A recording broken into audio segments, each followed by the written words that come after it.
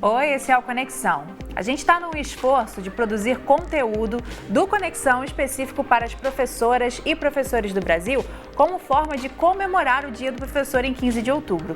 E hoje a gente conversa com especialistas sobre quais devem ser as métricas ou as medidas para avaliar a qualidade docente. A gente recebe aqui no estúdio a Beatriz Alqueires, que é coordenadora do Centro de Excelência e Inovação em Políticas Educacionais da FGV, e a Cláudia Maria Domingos, que é mestre em Educação pela UERJ e chefe da Divisão de Planejamento e Controle da Secretaria de Educação de Piraí, aqui no estado do Rio de Janeiro.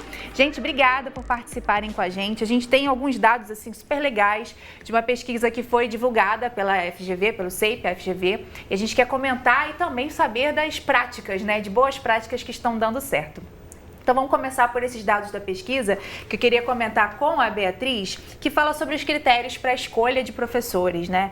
Uma parte da pesquisa mostra que vários estudiosos têm analisado e visto que nem sempre aquele educador que tem um ensino superior consegue desenvolver bem a aprendizagem do aluno, né? Isso, perfeito, Karen, obrigada.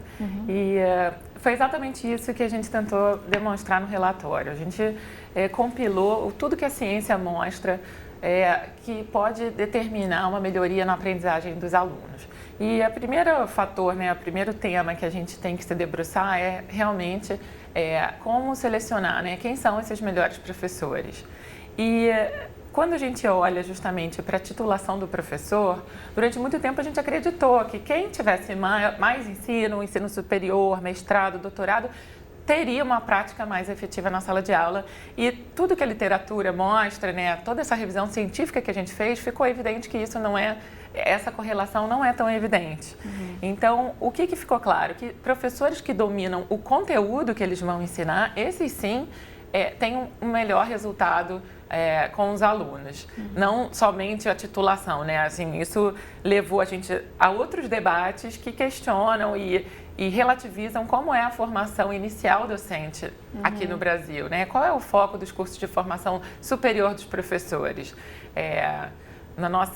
Numa das nossas recomendações, a gente acaba justamente dizendo que essa formação deveria focar muito mais na prática de sala de aula do que nas teorias educacionais, que são realmente muito importantes, mas para garantir melhoria de aprendizagem, com certeza a prática e o conteúdo são mais eficientes. E Maria, você tem até uma boa prática lá de Piraí que tenta diminuir esse abismo, né? Que a gente tem falado aqui no Conexão que muitos estudantes de pedagogia e também de licenciaturas encontram realmente, quando eles saem da sala de aula, né, se formam, uma realidade para a qual eles não estavam preparados. Como é que vocês estão fazendo para diminuir esse abismo aí? Nós temos um programa da gestão municipal que trabalha aliado ao curso normal. A nossa realidade mais próxima é do curso normal ainda em nível médio.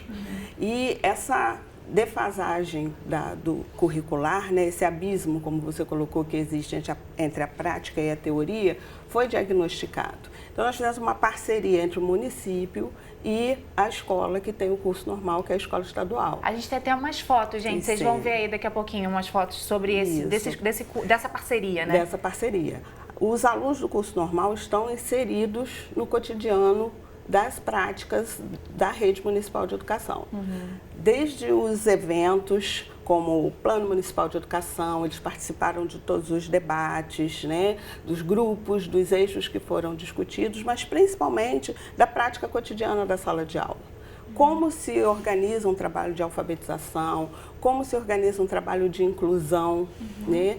Eles fazem oficinas com os professores das salas de recurso e a partir dessas oficinas eles produzem materiais para as salas de recurso do município. Então, ao mesmo tempo que eles estão aprendendo na prática, eles também estão produzindo para o município, porque esses são o nosso público imediato.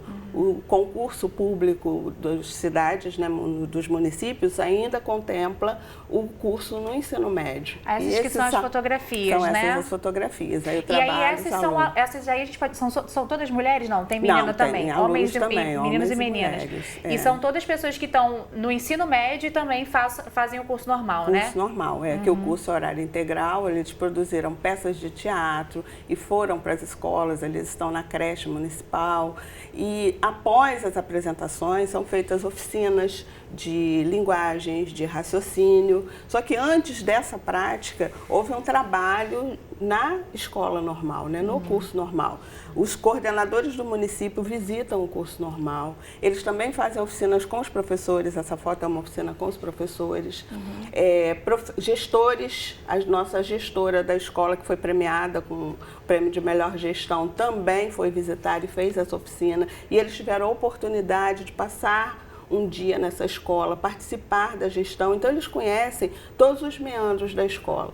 Quando chega a questão da prática mesmo, né, da aula prática, que tanto assusta, para eles não tem tanto peso, porque eles já vivenciaram o cotidiano da escola. Estão respirando aquele oxigênio há bastante tempo, né? E isso tem um pouco a ver, Cláudia, com uma frase que você citou, que você diz assim, que existe uma necessidade de ampliação do cenário acadêmico para a realidade na qual vivemos. Exatamente. Esse é tipo um resumo do seu pensamento? Exatamente, exatamente.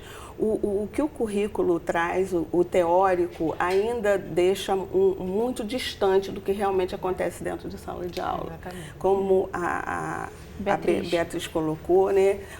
Nem sempre a formação teórica garante uma boa prática. Sim. Conhecer o cotidiano da escola, estar próximo dos alunos. Um exemplo prático que nós temos, a questão da alfabetização, que ainda é um grande nó. Esses alunos, eles recebem os professores de alfabetização em sala de aula, dialogam com eles. Quando eles têm que fazer alguma pesquisa sobre desenvolvimento de escrita, eles vão para a sala e colhem essas escritas na sala de aula, na escola, com os alunos. Diminui muito a distância, exatamente, né? Do que você só estudar teoria. É verdade. Eu acho que existe são as ferramentas necessárias mesmo que esse professor precisa para atuar, né? O curso normal tem esse caráter profissionalizante que fornece isso para o futuro professor das redes. Então, eu acho que um formato de ensino que precisa ser resgatado, precisa ser valorizado, porque foi perdido nos últimos anos, assim, em muitos lugares. E é interessante observar, né? Algo que funcionava há tanto tempo, aí não é bem assim. Agora a gente volta a pensar que não, talvez estivesse certo, né? É interessante observar esses ciclos, né? Beatriz, um outro aspecto da pesquisa, e aqui eu me refiro a uma pesquisa que está até disponível também lá no site, né? Que fala sobre a pesquisa qualidade docente, né? Estava disponível se você quiser ver. A gente vai mostrar daqui a pouquinho para você aí na tela.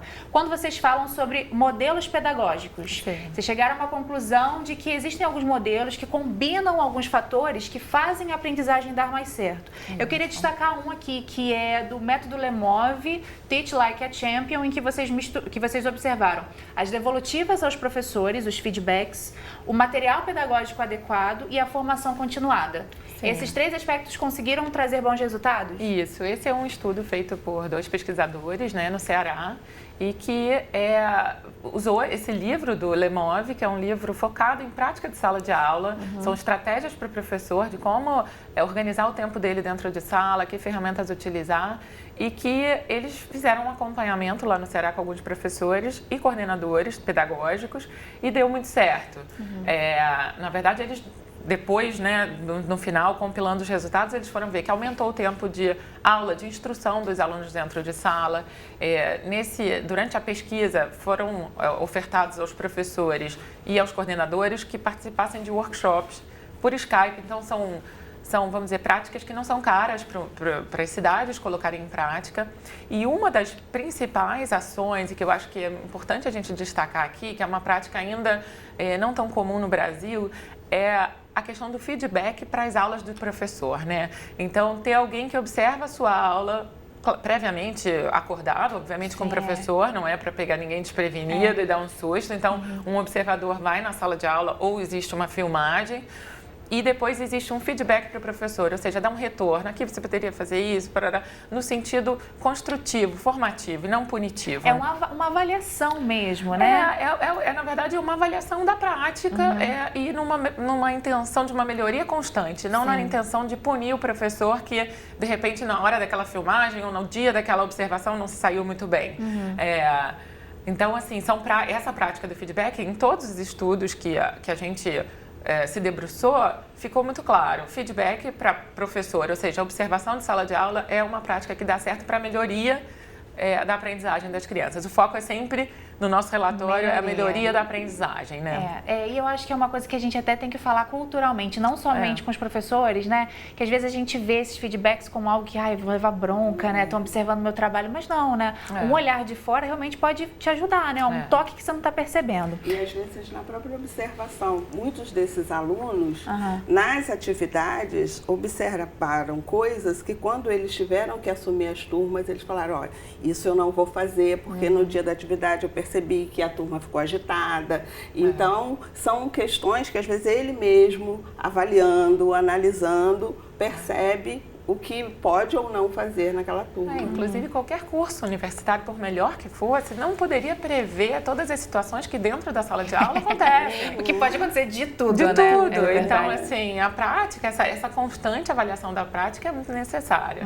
Eu queria passar para mais um ponto que fala, agora vamos falar sobre dinheiro, né? E a gente sempre está falando sobre a questão salarial aqui, é muito importante.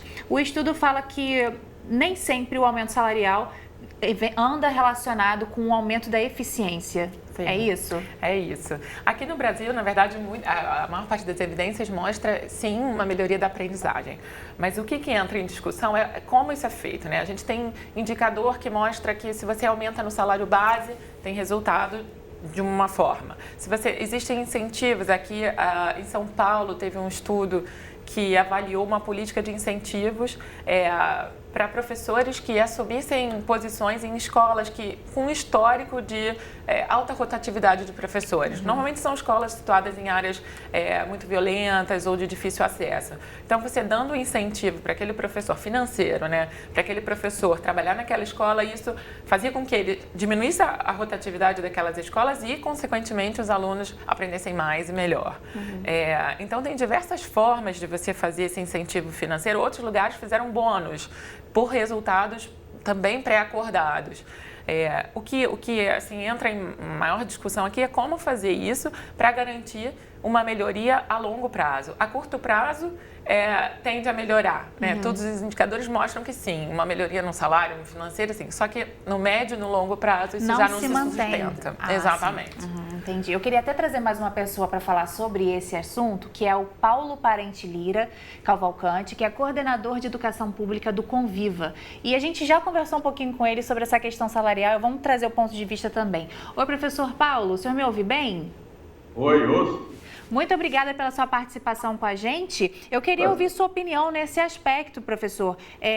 O senhor fala que, na verdade, o reconhecimento dos professores deve vir para aqueles professores que são eficientes, os que conseguem realmente ensinar para os alunos, é isso?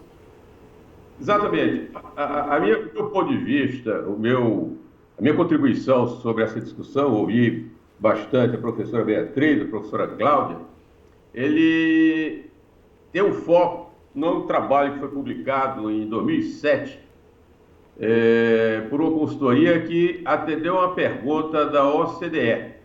Ele queria saber o que fizeram naquele período os 25 países que apresentavam o melhor desempenho na educação no mundo, na educação básica principalmente. E avaliaram os 10 exemplos, Coreia, Singapura, Finlândia, alguns países europeus, Estados Unidos, etc., Canadá, analisaram 10 países em desenvolvimento e apresentaram 10 que tinham investido muito em educação, entre eles, 5, entre eles o Brasil. E o que acabou de ser dito é exatamente algumas das conclusões desse trabalho. O primeiro deles é que, para se avançar na educação, tem que se ter as pessoas certas como professores. Então, o processo de seleção dos professores é o primeiro grande desafio para se avançar na qualidade da educação. As pessoas certas serem professores. O segundo passo seria desenvolver os professores que foram selecionados como efetivamente instrutores, né?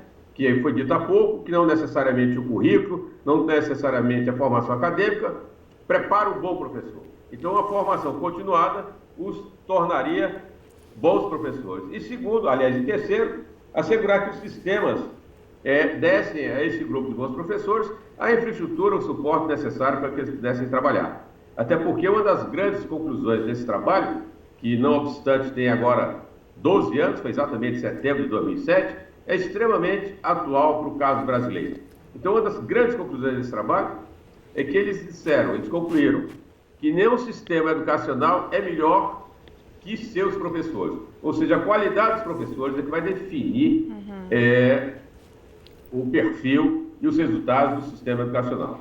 Então, a ideia é valorizar quem é que está apresentando bons resultados? Exatamente. Com relação a financiamento, né? Eu, por sorte, era subsecretário da Educação do Estado do Ceará quando a LDB e o Fundef, inicialmente o Fundef nasceram.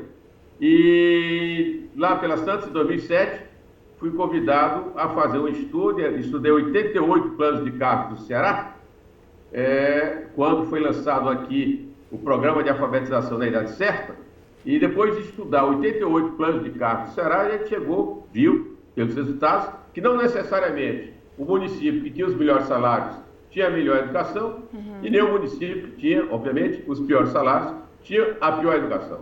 E se nós avaliarmos, mesmo considerando você fazer juízo de valor, o valor do piso hoje, e compararmos, por exemplo, com o salário dos professores municipais do Ceará, que não faz diferença do norte, do nordeste, e talvez até de boa parte do sul-sudeste brasileiro, antes do Fundef, né? Variava entre R$ 9 e R$ 33 por mês, dependendo do município. E o salto foi fabuloso. Não digo que foi suficiente, não foi o ideal, mas foi fabuloso sob a ótica estatística, sob a ótica financeira. Refletiu na aprendizagem? Provavelmente não. Então, eu concordo com as professoras que falaram, primeiro, que há que se escolher, né? Eu acho que a gente perdeu a conexão com o professor Paulo, daqui a pouquinho a gente tenta retomar com ele, mas o que ele traz, é até interessante ele trazer o exemplo do Ceará, né, que é um estado que sempre está aí nas cabeças quando se fala de índices positivos e tal, então é bacana a gente ouvir esse ponto de vista. Quer adicionar? Sim, eu acho que a experiência do Ceará pode trazer luz para muitos lugares aqui no Brasil, porque eles não fizeram uma reforma que contratou novos professores e criou novos professores do zero.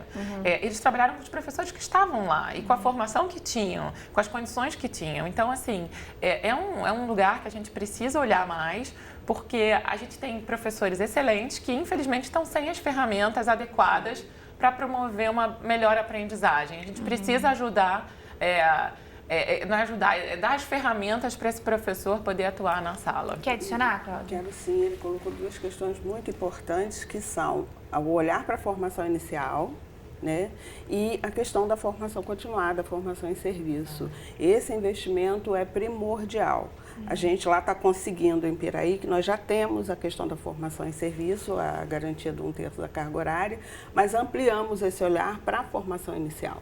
Porque esse público do curso normal está diretamente inserido na escola, porque eles passam nos concursos, eles que estão atuando nas escolas particulares. Nós tivemos recentemente um concurso para a gente, né? E eles são os nossos alunos que estão lá, viram colegas de trabalho, de alunos viram colegas de trabalho. E é uma entrada bem mais rápida no mercado de trabalho também, né? Ele é o nosso primeiro público, é o público principal. Então, ampliar esse olhar não só para a formação continuada, né? Aquele professor que já está lá e que precisa desse suporte para trabalhar, mas também para a formação inicial, que é o público que vai atender as turmas do município. A gente retomou com o professor Paulo, eu quero até retomar a conversa, até para poder agradecer a sua participação, professor Paulo, aqui com a gente. O senhor ia encerrar a sua fala, o senhor quer concluir? Eu estava falando que houve as contribuições importantes sobre o aspecto de formação inicial e continuada da educação infantil, das séries iniciais, e eu lembrava que também há essa preocupação, o grande desafio nacional, que é a educação de jovens e adultos, né, que o grande problema nosso nacional, não necessariamente das regiões norte, nordeste, centro-oeste, é o problema da evasão. Né? Se você for analisar, for verificar as matrículas das turmas de jovens e adultos, elas quase que se repetem ao longo dos anos, as mesmas pessoas.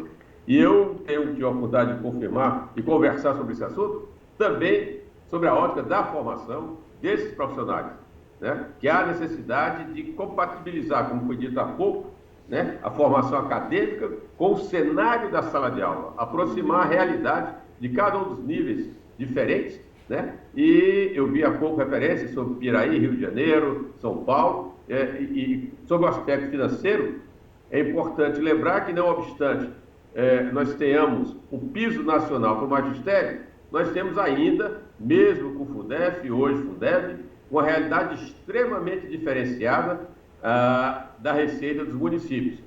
Aqui no Ceará, por exemplo, enquanto o piso nacional cresceu 150%, 149% de 2010 a 2019, nos estados do Maranhão e Ceará, por exemplo, que já absorveram a totalidade do ensino fundamental, é outro aspecto que precisa ser discutido na formação de professores, na discussão de base curricular e em discussão como essa de aprendizagem, de formação do magistério, é que a realidade nacional, a cada unidade federativa é completamente diferente. Cada um é muito individualizada, né, professor Paulo? Eu quero muito agradecer sua participação com a gente. Nosso tempo já está encerrando aqui, mas eu quero agradecer e convidá-lo para voltar à conexão para a gente continuar essa conversa, que o senhor tem muito a adicionar, viu? À disposição sempre. Prazer enorme, cara. Tá bom, um abraço. Tchau, tchau. E assim, esse aspecto que ele está falando, realmente, a gente não pode esquecer que o Brasil é um país continental, né? Assim, é muito grande, são muitas realidades distintas, por isso que tem que discutir muito. E é bacana esse estudo até, e eu gostaria de indicar que você lesse, que está aí disponível na internet, porque ele compara muita gente que está estudando isso há muito tempo, né? E são dados muito atualizados. Antes de terminar, eu queria só falar sobre a importância, já que a gente está falando aqui sobre os docentes, né? Sobre a importância desses professores dedicados. Os estudos mostram que os professores que passam mais tempo na unidade acabam ajudando mais na aprendizagem. No seu ponto de vista, você acredita nisso? Assim, um professor que fica numa unidade só talvez consiga realizar um trabalho melhor? Sim, com certeza. A dedicação àquela unidade, não ter aquela preocupação de troca, né? Aquela eterna correria do deslocamento, né, do professor. Então, a ampliação da carga horária do professor é o ideal também. E os estudos mostram isso, né? Os estudos mostram, comprovam, e acho que é primordial nesse nosso esforço de valorização do professor, né? A gente conseguir manter ele dedicado exclusivamente a uma escola e que lá ele possa se dedicar aos alunos, se dedicar à formação continuada, ter espaço para trocar com os outros profissionais da escola, criar um vínculo com aqueles alunos, é fundamental para melhorar a aprendizagem. Muito bacana. A gente está nesse esforço aqui de conversar sobre a profissão dos professores. É uma profissão que a gente admira muito aqui no canal Futura. Está chegando quase no finalzinho do nosso esforço, né? Mas você pode rever todas essas conversas que a gente teve durante esses 15 dias e ainda as que ainda vão aparecer aí para você lá no Futura Play, rever essa conversa lá também. Eu quero muito agradecer a participação de vocês aqui com a gente. Obrigada por dividir a experiência de Piraí, muito importante conhecê-la. E muito obrigada por vir falar um pouco mais sobre o estudo. A gente tem que voltar a falar, porque tem muita coisa desse estudo que ficou de fora, né? Perfeito.